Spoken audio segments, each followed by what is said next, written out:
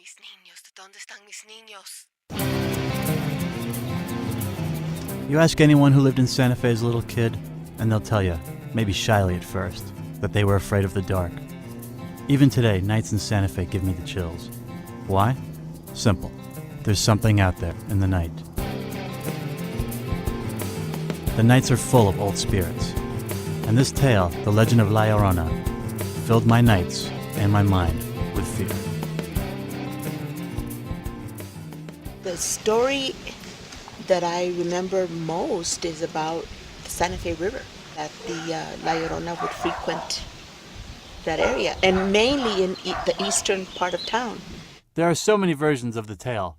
While shooting arroyos in the Santa Fe area, we met a local resident who, of course, gave us his own version. Born and raised in Santa Fe, going out as a teenager, La Llorona was always on our minds. We grew up with being told that she had been stabbed with a pair of scissors. As the legend goes, La Llorona was a widow with 2 children.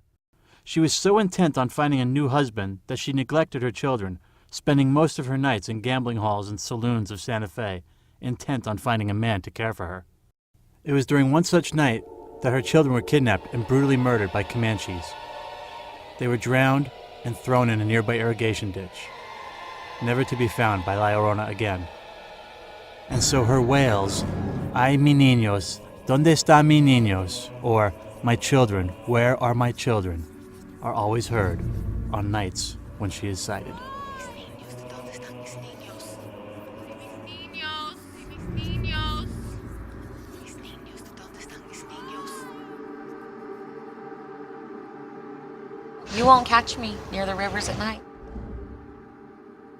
Llorona was a beautiful young woman who lived in a small little town somewhere in northern New Mexico. One day this handsome man comes strolling through town and sets his sights on her. They get married, and he's good looking, but he's not a very good man, doesn't take very good care of her. They have children. He's always running around with other women. He comes home one night and has another woman with him and says, "I've only come to see my children because I don't care about you, I only care about my children." The Llorona decides that the only way she can get even with him is to take the only thing from him that means anything, and that's his children. La Llorona drowns her own children. Then, realizing what she's done, she jumps into the Santa Fe River to her own death. Now her spirit roams the riverside in search of her children. And in Cindy Pacheco's version of the tale, any child will do. So late in the evening, all the girls were inside the tent, and we started hearing the thumping on the back of the tent. And so the first thing that we do is look at each other and say, "It's the Llorona." So we went outside to look around, and when we turned around, she was standing behind us. She was really tall, but very thin, with very, very long fingers. I couldn't move, I couldn't talk, I couldn't scream. I was scared to death. And she put one of those long, bony arms on Tila's shoulder and the other on mine.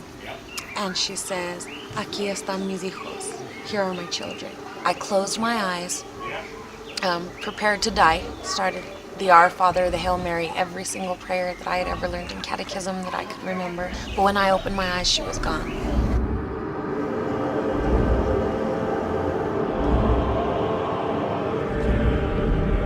Some believe the legend of La Llorona is nothing other than a practical method of keeping children out of the arroyos. In the rainy month of August, dry riverbeds can fill up in seconds with a flash flood, leaving anyone in them doomed.